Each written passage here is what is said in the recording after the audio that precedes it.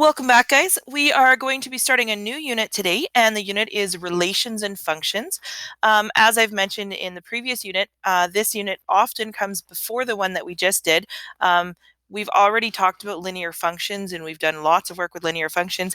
Now we're going to kind of backtrack and talk about, well, what is a function and what's a relation? And so some of the topics that we're going to be covering, we're going to look with relations, we're going to look at dependent and independent variables, discrete and continuous data, linear versus nonlinear relations. When we get into functions, we're going to look at function notation, domain and range, applications that will often include some word problems.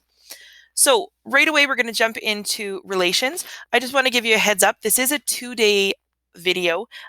There's about 4 topics in here, but each are just tiny little snippets. The topics are quite short. And so what I would encourage you to do is watch the video for the first topic, step out, do some of the practice questions, then come back and watch the next part of the video rather than watching the video in its entirety. So we're going to start off, before we even talk about what a relation is, we're going to take a look at one practice problem here. And so I've got 4 scenarios and I've got 4 graphs. So I want you to take a look at the scenarios. I'll read them out here. Pause the video, think about where you would match the graphs, and then we'll come back and talk about them. So the first situation says the temperature of a hot apple pie over time being removed from the oven. The next one is the speed of an airplane over time as it accelerates to a constant speed. The distance over time as a bird flies away from its nest, and the distance above the floor over time of a girl doing a jump. So pause the video, think about where you would put these graphs, and then we're going to come back and talk about them.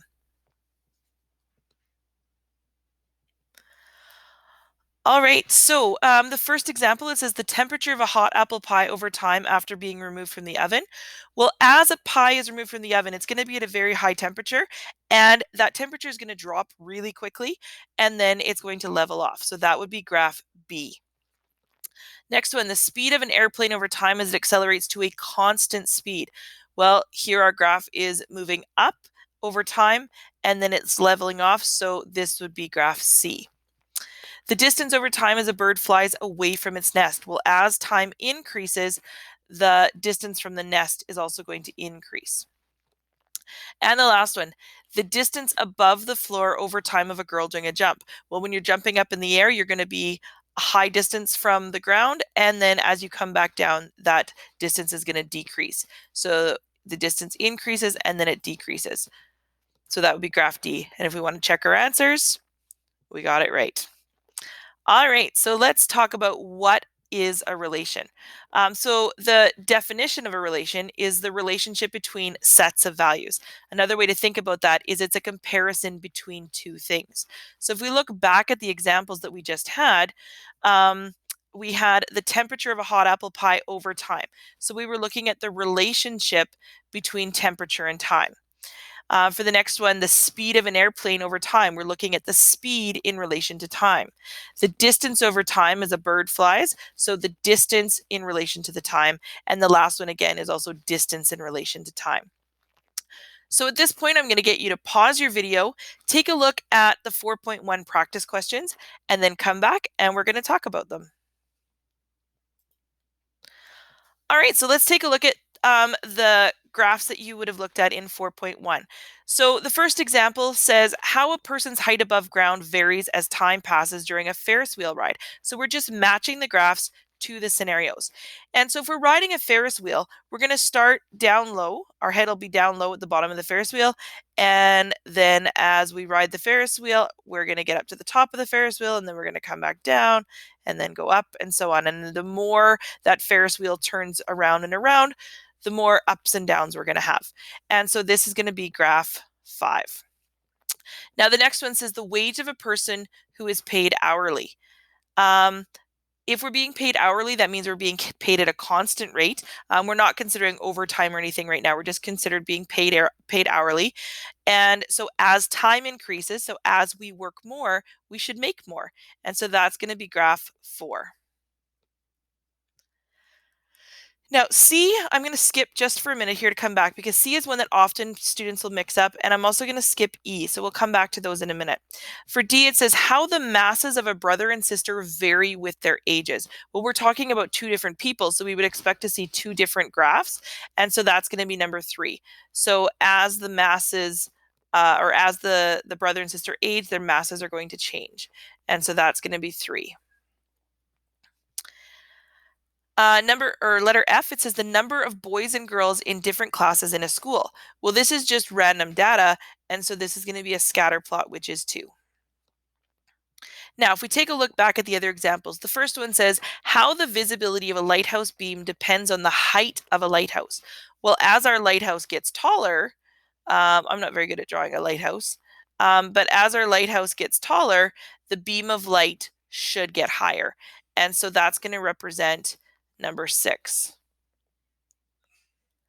And then by default, we know that our last one is number 1, but let's take a look at the example. It says how the amount of light penetrating the ocean depends on the depth below the surface. Well, as the depth gets bigger and bigger and bigger, the light penetrating the surface is going to get less and less and less. And so this is graph 1. All right, so we're going to head on to another topic. So pause the video if you need a little break and then come on back. All right, so we are going to be looking at topic 2, which is independent and dependent variables. So this is something that you've probably already talked about in junior high and in high school. You definitely talk about it in science class. And so I'm going to look at some different ways that we can represent or recognize independent and dependent variables. So the most common one that we often talk about in junior high is graphs. And so in science class, this is where I can often see the biggest correlation is in science class. You're going to be doing experiments, and when you do those experiments, you're going to have a controlled variable and you're going to have a responding variable. For example, if I do a science experiment and I'm a biologist and I have a petri dish with some bacteria in it, and I want to see how fast that bacteria is growing, the time variable is going to be my controlled variable, and the amount of bacteria I have after a certain amount of time would be my responding variable. Another way I could do this, again in science, if I'm looking at radioactive decay. So if I have something that's radioactive and I'm tracking how radioactive it is over time, the time is my controlled variable. That's the one that's in control. And then the amount of radiation would be my responding variable. And so my independent is the one that's in control, and my dependent variable is the one that's responding. So if you can think about it in science terms, sometimes it's easier to keep track of independent versus dependent. And so when we're graphing a function or graphing a relation, the number of shirts in this case is on my x-axis. The x-axis is always my independent. So on a graph, independent is the controlled variable and dependent is the responding variable. Independent. Have to figure out how to spell it there. All right, so if we're looking at a Cartesian plane, same thing. X-axis will be independent, y-axis will be dependent. We can look at independent and dependent variables using equations. And so in an equation, the independent is my input. So my input would be my independent, and my output would be my dependent. In an equation here, x is my input, so it's my independent. So that's the values that I'm going to randomly choose and plug into the equation.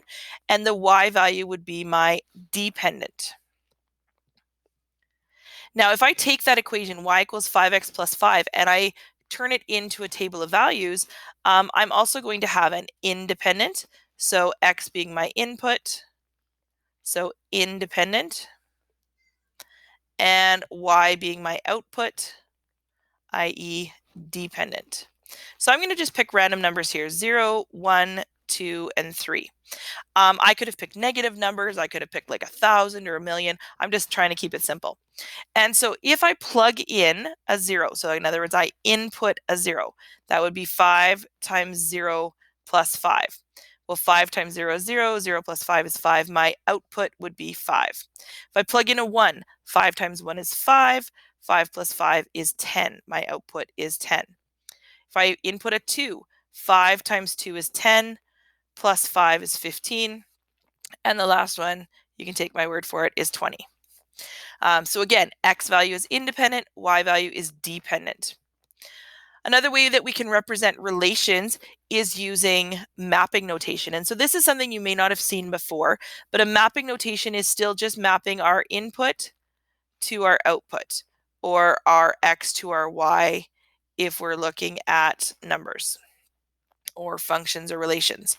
And so for the input here, I have a bunch of shapes. And so my input is a triangle, my output is 3 sides. My input is a triangle, my output is 3 sides. My input is a quadrilateral, my output is 4 sides. My input is a heptagon, and that has 7 sides. And so again, input, output, it's just mapped in a diagram. I can also use mapping notation to create coordinates. And so my coordinates here, I've got a 1 maps to a 4, so that's going to be 1 comma 4. Again, remember the input is X and the output is Y. If I have 3 mapping to a 4, that's going to result in 3 comma 4 and 2 comma 5 and so on. So those are some examples of ways that we can represent independent and dependent variables. If we look at word problems, so we're going to take a look back at those questions you did in the other topic. We're going to look at the independent and the dependent within these word problems. So the first one says how a person's height above ground varies as time passes during a Ferris wheel ride. Well, we're looking at the person's height, that's one of our variables, and we're looking at time passing. So those are our two variables that we're dealing with. Then we have to identify which one's independent, which one's dependent. Well, time is almost always independent. There's a few cases where time won't be independent, where time is going to rely on something else. For example, cooking time versus temperature. So if I was cooking a turkey, the temperature would be in control, the time would be responding. But there's only a few examples of that. Most of the time, time is independent. So the height is going to respond based on the time, so the height is dependent. The wage of a person who is paid hourly. So this is going to be their pay. Their pay will be independent because well, it's paid hourly, I suppose here. What we're doing is we're talking about time. So the pay, the time worked would be our independent, and the wage would be dependent. So the pay that you get is dependent. How the visibility of a lighthouse beam depends on the height. So height is in control, that's independent, and then visibility would be dependent. A few more here. The masses as a result of their age. Age is in control, that's independent. Mass is dependent. How the amount of light depends on the depth. How the amount of light depends on the depth. Depth is in control, that's independent. And amount of light is dependent. The number of boys and girls in the different classes. So the numbers of students is dependent, and that's reliant on which class we're in. So this would be independent. So hopefully that gives you some examples on independent versus dependent. I'd encourage you to pause the video again, take a look at some practice questions, and this is also the end of day 1. So if you want to take a break, grab a snack, take a rest, work on other homework, whatever you need to do, pause the video here and come on back tomorrow when you're all refreshed. And we're back.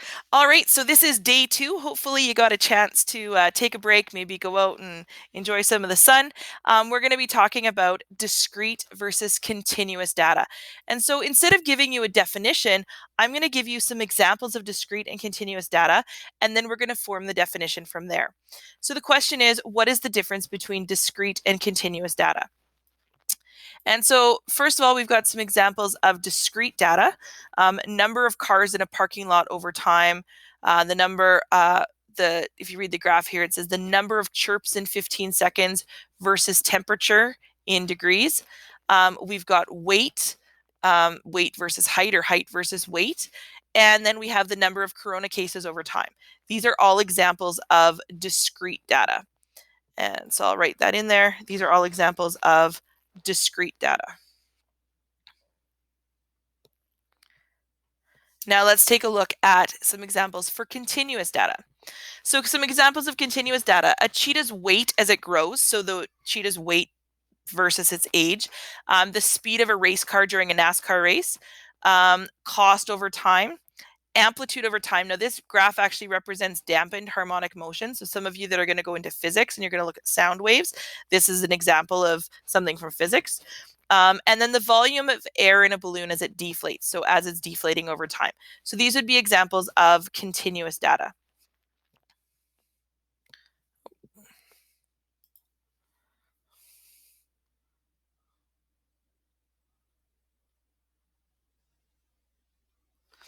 So if we take a look back at these examples here, we've got discrete on the left and continuous on the right.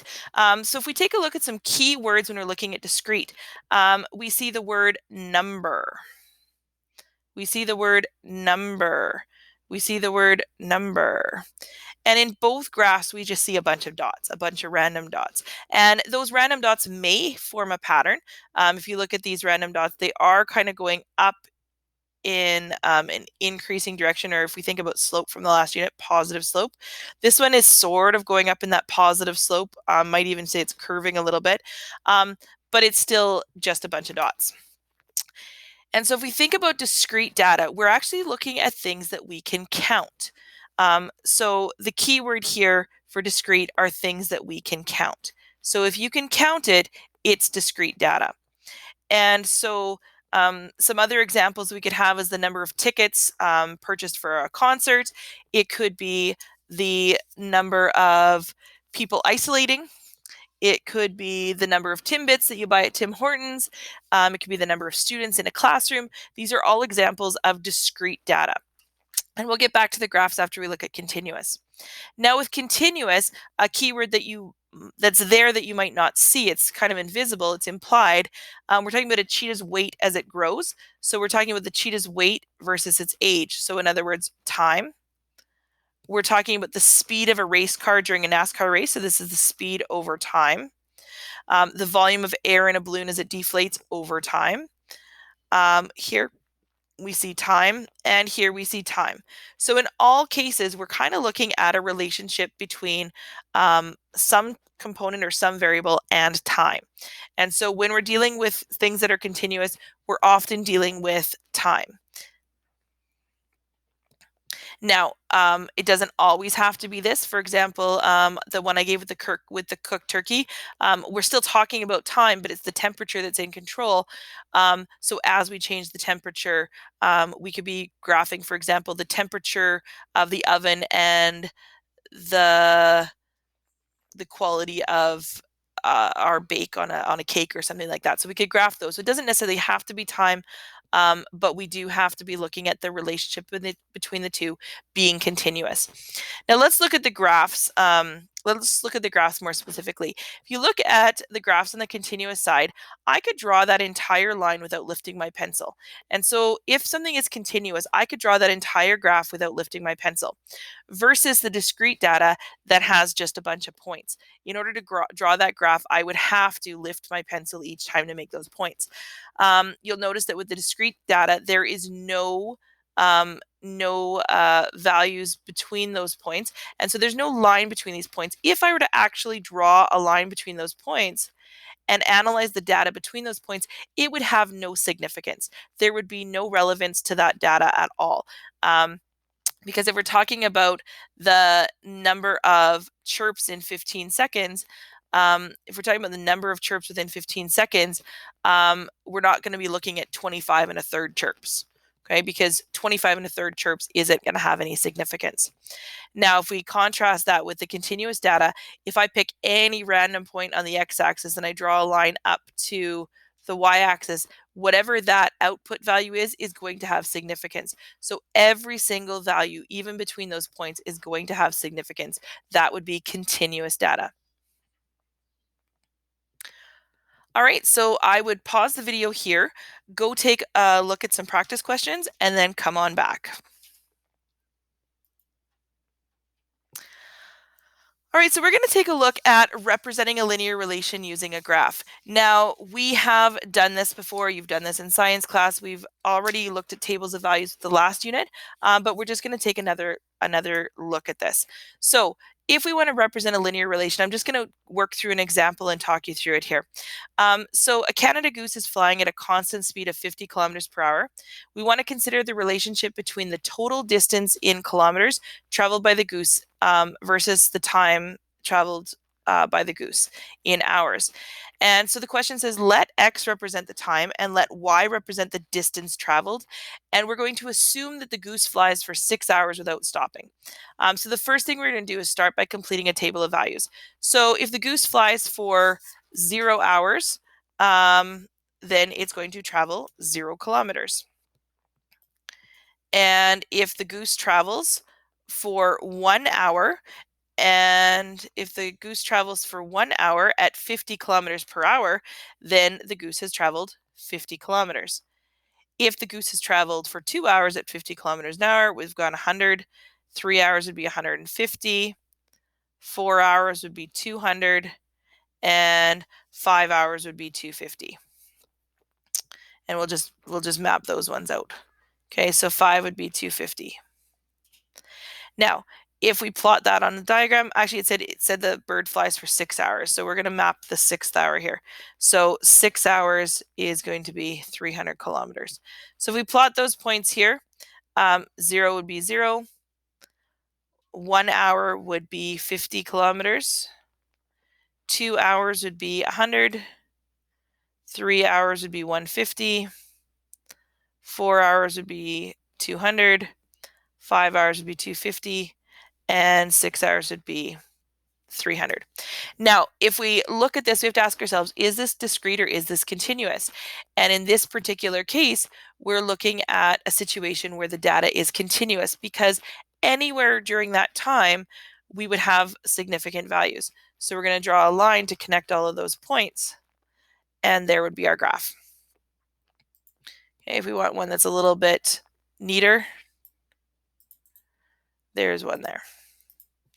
Okay, so now in this case, we're told that the bird stops flying after 6 hours. So instead of an arrow, we would have a dot.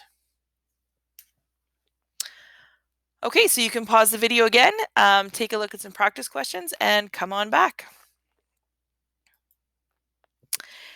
All right, so the last topic that we're going to look at is the difference between linear and nonlinear data. And so there's quite a few different ways, again, that we can represent linear and nonlinear data, and we're going to look at them each individually. So the first example is graphs. So if you take a look at the graphs on the left and you take a look at the graphs on the right, I want you to decide which ones look linear, keyword there being line, which one looks linear, and which one looks not linear. All right, and so the left side is linear and the right side is not linear or non-linear. And going forward, you're going to see me use an L for linear and an NL for not linear. And you can do the same thing. I don't expect you to write the entire word. So why are these linear? All of these are straight continuous lines. Now, this is a scatter plot, so it's discrete data, but it's going in a linear format. It is going in a straight continuous line. And so these are all examples of linear data because it's all going in a straight continuous line. So it's either going up to the right or down to the left, but it's linear in nature. Nonlinear graphs, the most obvious ones are the curves. So this is a parabola. This is something you're going to see in 20-1 or 20-2. So parabolas, I talk about them as, I call them my smiles and frowns. And so a parabola would be nonlinear, but this is also nonlinear. You might think, well, it's just a continuous line, but it's not a continuous straight line.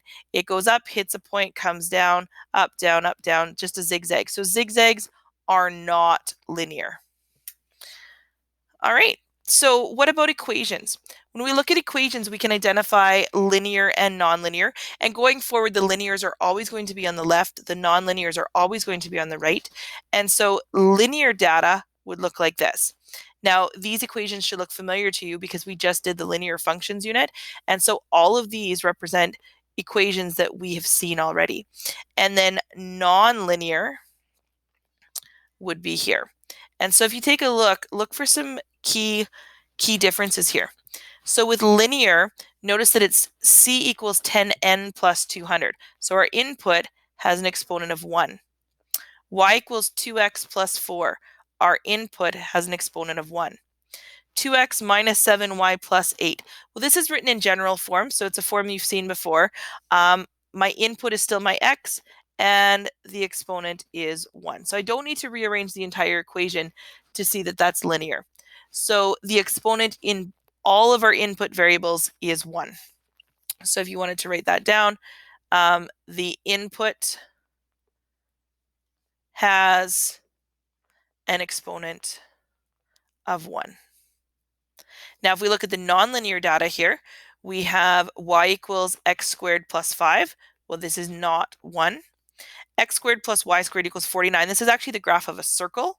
This is not 1. The first one was a graph of a parabola. And then here our input is the b. We've got b to the fourth and b cubed. This would be a graph of a quartic function, but again, our input does not have an exponent of 1. So if it's an equation, we're looking for that exponent on the input. All right, now we can also determine if something's linear based on ordered pairs, and these are sometimes a little trickier. So when you have an ordered pair, it's sometimes easier to turn it into a table of values. And so 1, 8 becomes input 1, output 8, input 3, and so on. And so what you're doing is you're looking at the pattern. So when we go from 1 to 3, we increase by 2. If I go from 3 to 5, I increase by 2. If I go from 5 to 7, I increase by 2. This isn't enough, though, to tell me if it's linear. We're going to go from 8 to 7, that's going down by 1.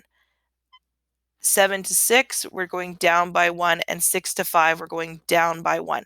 So if we're going up by 2 and down by 1, the pattern is consistent. So as we go up by a certain amount with the input, we're going down by the same consistent amount with the y. So we're looking for a pattern, okay? And we're looking for a pattern where the change in y is consistent with the change of our x. So if you're thinking about the last unit we just did, that's how we were getting our slope. Our y2 minus our y1 over x2 minus x1, our slope would be consistent no matter where we compared our points. Now, so this is again an example of linear. And the nonlinear side, we're not going to see that same pattern. Now, next year in 20-1, you're going to look at, you're going to be looking at sequences and series, and you're going to be looking at arithmetic sequences. Linear relations relate to arithmetic sequences. All right, so nonlinear. Again, we've got our pattern set up here. If I go from 2 to 3, I'm going up by 1. 3 to 4, I'm going up by 1. 4 to 6, going up by 2. 6 to 10, going up by 4. Now, this again is not enough to tell me if it's linear or not, because just because I skipped a couple numbers, as long as I've skipped by the same proportion on the other side, it could still be good. But let's check. Going from 2 to 3, I went up by 1. Here I'm going down by 1. Here I'm going up by 4. There's where I now know that this is not linear, because if I'm going up by 1 and down by 1, then I'm still going up by 1, but now I've jumped by 4. That's not a consistent pattern. Here I'm going up by 1. So I went up by 1. If I was following that consistent pattern, I would expect to go up by 1 and then down by 2. And so I'm not seeing a consistent pattern here. And then I went up by 4. Here I'm going up by 1. So this is nonlinear data. There's not a consistent pattern or a consistent slope. Now, the last thing I want to do is look at 4 quick examples that you don't want to get confused by. And so these are ones that often people will mix up because they'll look at y equals 1 over x and say, well, the input has an exponent of 1, so it must be linear. But when we're looking at linear data, we cannot have an x in the denominator. So x cannot be in the denominator. We can have fractions. We can have 1 over 4 or x over 4, anything like that, but we cannot have the x in the denominator because this, if we think about it, is actually x to the negative 1. 1 over x is actually x to the negative 1, so it does not have an exponent of 1. So this is not linear. Y equals root x. We cannot have a root symbol if it's linear. We could have a root 4, but we cannot have a root x. So no roots allowed. So no root x's. Again, if we think about this in terms of exponents, root x, if we go back to our very first unit, root x is x to the 1/2. So again, it does not have an exponent of 1. Absolute values. So absolute value symbol, we will not have absolute values in there because absolute values can have 2 different values. So abs value. If I were to actually draw an absolute value function, it would look like a V. And so that's not one continuous line, one continuous straight line. So we would not have absolute values. And you'll look at absolute values again next year.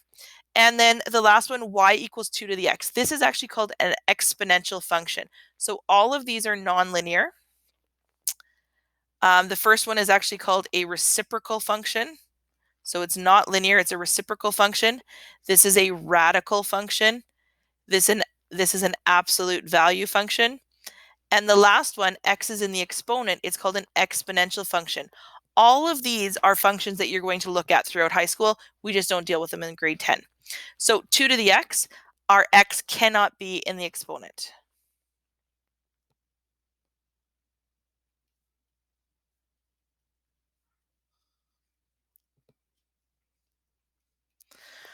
All right, so again, don't let those ones trick you. Take a look back at all the ways that we can define something as linear or nonlinear.